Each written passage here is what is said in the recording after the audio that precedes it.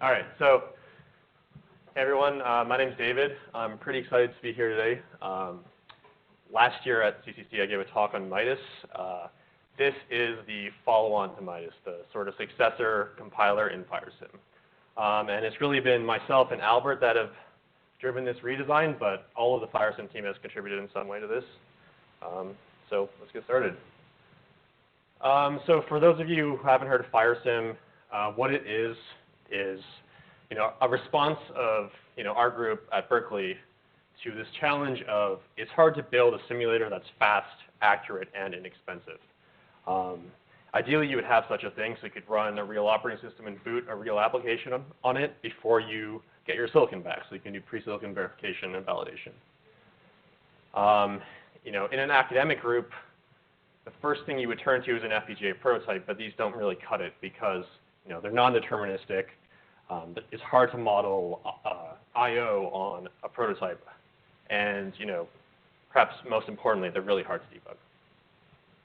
So if you have access to something like a Palladium, hardware emulators fix a lot of this problem, but they're much too expensive for an academic group to use, and indeed for smaller companies too.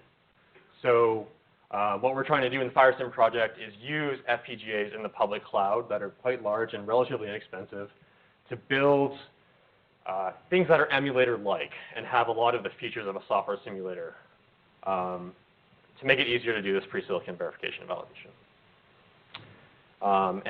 The subject of today's talk is Golden Gate, which is the compiler inside FireSim that does a lot of this stuff.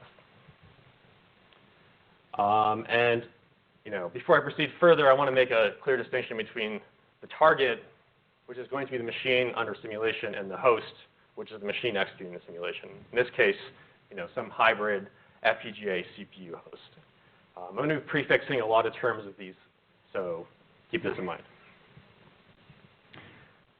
So to kind of draw an analogy, much like you would use Biancolin to compile your design into a RTL simulator that ran on a multi-processor host, you use Golden Gate to do the same, but for an FPGA host.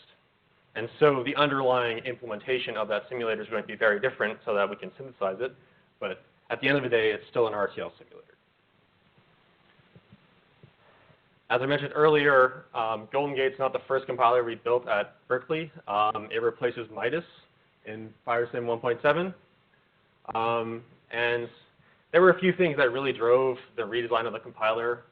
The first of which was we wanted to improve our ability to simulate large systems on the FPGAs we had available to us. So we're going to lean on some of the optimizations that were discovered and studied in the RAMP project to take a design that might take 3 or 4 FPGAs to prototype and stuff them on a single FPGA. That was the subject of our Golden Gate paper at ICCAD this year. There were some other more subtle things too. We wanted to make it easier to integrate FireSim into our chip design flows. And importantly, we want to model systems that have more realistic clocking hierarchies, and this is still a work in progress. Right. So as I said earlier, Golden Gate generates RTL simulators, and the underlying implementation of that simulator looks very different on an FPGA than it would, say, in a Biancolin RTL simulator, right? On the FPGA, we need to find some way to decouple simulated time from wall clock time. And more concretely, that means finding a way to stall the clock of the simulated system while the FPGA clock is free running. And how we do that is we take the design and we map it into a latency-insensitive graph of communicating models. And the particular formalism we use is called latency-insensitive bounded data flow networks. There's a reference there. If you want more detail, you can check it out. But at a high level, there are sort of 2 constituents in one of these graphs. You have models, which are the blobs of the graph, like this is a rocket model. And then you have tokens, which are the messages that are passed between the nodes of the graph, right? And simulation time advances in one of these graphs locally in one model when it consumes an input token from each of its input channels and produces a new output token on each of its output channels. How it does this is, it's a multi-cycle thing. There can be multiple rules that fire different paths, but one input token dequeued and one output token enqueued is sort of like the high-level mapping to one cycle. And in Golden Gate, there are sort of two flavors of models. We have transform models, which are derived from ASIC RTL and are intended to be an exact cycle exact match to the ASIC you're taping out. But then you have these, you have these custom models, which are either software or handwritten RTL that allow the user to inject, a custom model that you're not going to tape out, right? And I'll get to that in a second. So perhaps the biggest change between the previous version of the compiler, MIDAS, and Golden Gate is this ability to do what we call multi-model composition. And here, Golden Gate takes your ASIC RTL in FIRRTL and breaks it into a graph of communicating RTL models. So in MIDAS, what we did was we took, FIRRTL emitted by, say, Rocket Chip, we clock gated that, and then we bound a bunch of models around it to the I/O already exposed by that Rocket Chip target. Now what we're going to do is we're going to selectively pick submodules within the target design and we're going to identify them as candidates for optimization and pull them into a separate model. So whereas MIDAS produced one monolithic transfer model, we're going to have a graph of them. Right. Now the difficulty with this is there can be combinational paths that run through a subgraph in this network, and we need to be able to model those correctly. Right? So it could take multiple cycles to model a single target cycle on the FPGA. And that requires rethinking how we take a piece of ASIC RTL and transform it into one of these host-decoupled models. We call that transform, by the way, FAME1 transform. So taking this adder circuit as an example, note we have one path that does not depend on any inputs combinationally, and we have one path that does. Right? So in the old transform, what we have to do is divide the inputs and outputs into token channels so they become latency-insensitive inputs and outputs. In this new transform, we need to generate an FSM for each output, right? And these FSMs, they will enqueue an output token when all of the pertinent input tokens are available, and no later. Right? So this output FSM has to wait on these two input tokens to drive its output, but this one does not, right? And with this, now you can have paths that loop back or span multiple models, and you can actually simulate a combinational path that spans some subpart of the network, which is going to be critical if we're going to take arbitrary pieces of RTL and pull them out of the system so that we can optimize them. Right. So that final step is we need to gate the clock like we did in the past. The semantics of this are a little bit different. In Golden Gate, we actually just emit a global clock buffer that has an enable on it, and this lets us simulate, lets us transform pieces of FIRRTL that have Verilog black boxes in them, which has been a feature people have been asking for. Now we can only fire once all of the input tokens are valid and all of our output FSMs have fired or are firing in the current cycle.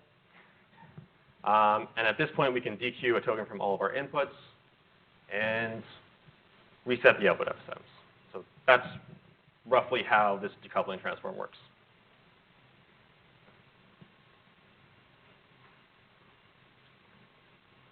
All right. So another common thing that people want to do if they're using FireSim is they want to integrate their own software or custom RTL models. In Golden Gate, you do that with what's called a target-to-host bridge. And the reason you want to do this is, in general, you can't just transform ASIC RTL. Perhaps some part of the RTL is not synthesizable. Perhaps you don't have the RTL yet and you want to use a software model to model some part of the system you haven't built. And in other cases, maybe you just want to replace, say, the uncore of your system with a more abstract model to save FPGA resources. And like I said, in FireSim or in Golden Gate, you use a target-to-host bridge to do this. And all it really is a set of annotations on an existing module, right? So what these annotations say is replace this FIRRTL module with some simulation RTL if you're passing through Golden Gate. And when Golden Gate's compiling your RTL, it inspects these annotations and will invoke your generator at compile time. So one analogy for this is, wherever you would want to use like a DPI interface in Verilog, you're going to probably want to use a bridge in FireSim. So with that, I'm going to give a quick overview of how this compiler works. Right. So Golden Gate, unlike MIDAS, is a FIRRTL stage. It consumes a FIRRTL file and a FIRRTL annotations file. Those are the only inputs. Well, and there's some extra command line arguments too, but those are the primary inputs. It's important to note that this target up here, it has no I/O, right? So you want to present a piece of FIRRTL that is a sort of closed simulation world. And for I/O that would come off your chip, you should bind those things to I/O models that are encoded with bridges. The compiler itself has 3 major phases. This first part, target transformation, where we're just mutating the target module hierarchy and identifying optimizations. Simulator synthesis, where we're performing those FAME1 transforms that I showed you previously. And then finally, host platform mapping, in which we generate bridge RTL, and this is where we stitch together the final simulator. Okay, so target transformation. So we start with a piece of FIRRTL, no I/O. It has a bridge that's been annotated, and perhaps some block that we want to optimize. The first thing we're going to do is we're going to mutate the module hierarchy into a form that's sort of topologically equivalent to the eventual simulator graph, that LI-BDN graph I was showing you. So the first thing we do is we rip out all the bridges and replace them with top-level I/O, and that's sort of evident down here.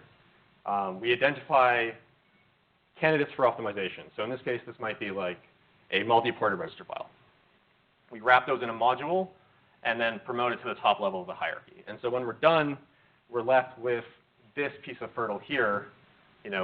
We have this model C, which is everything in the chip except the hostile block, and this candidate here, which we'll try and optimize in some particular way. And then we've also labeled all of the connections describing how they should be tokenized, or what the channels look like.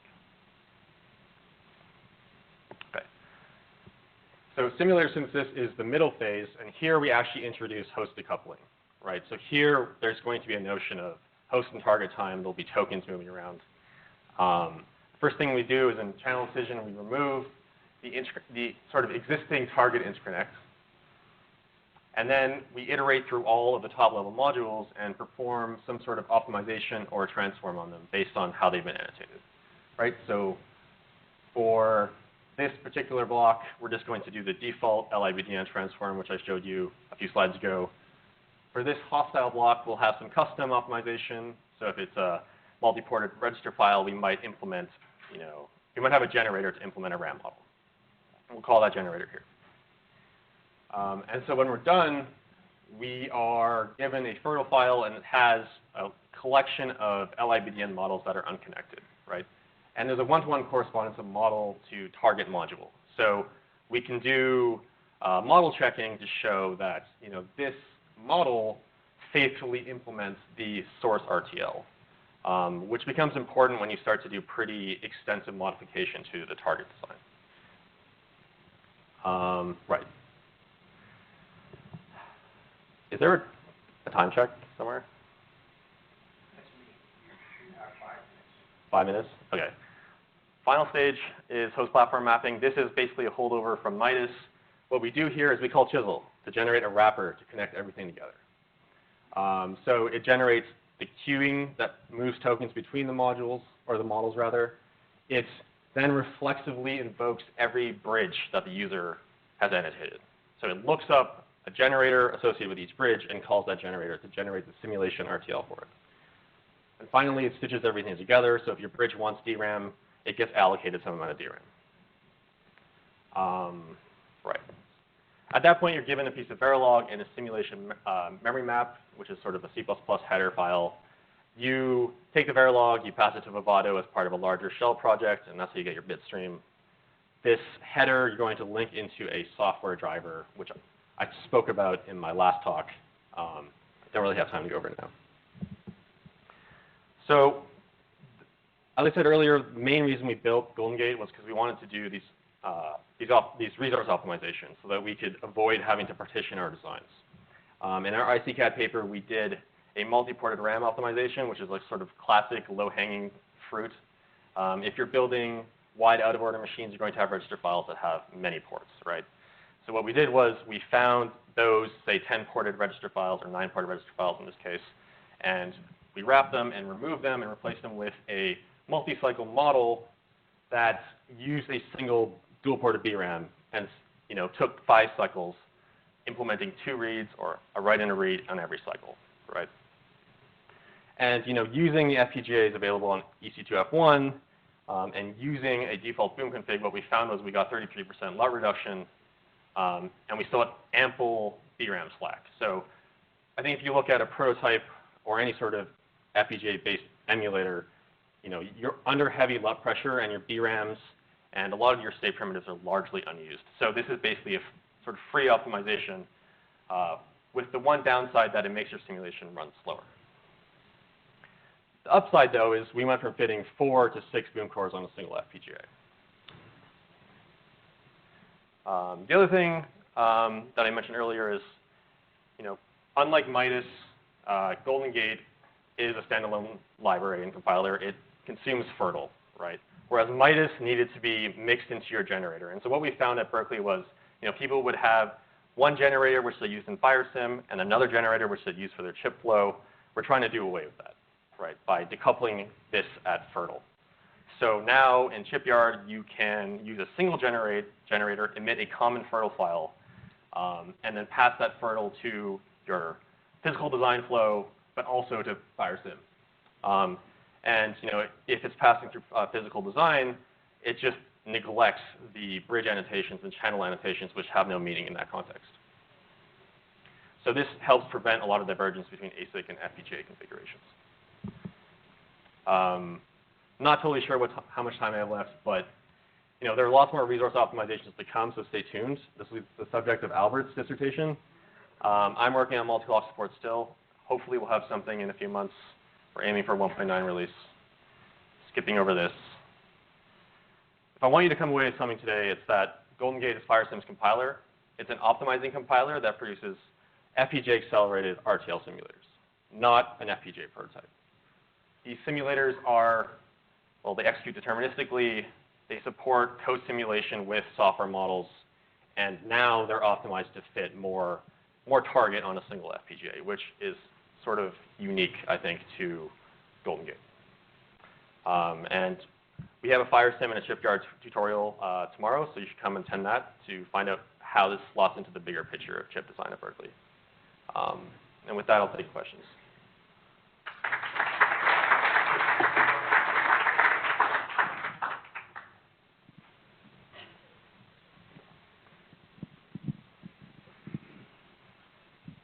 Thanks. Great presentation. I like the idea that the divergence of FPGA and ASIC RTL is being taken care of, but are you now circumventing, let's say, all of Vivado directly or creating bitstream directly, or do you still need Vivado?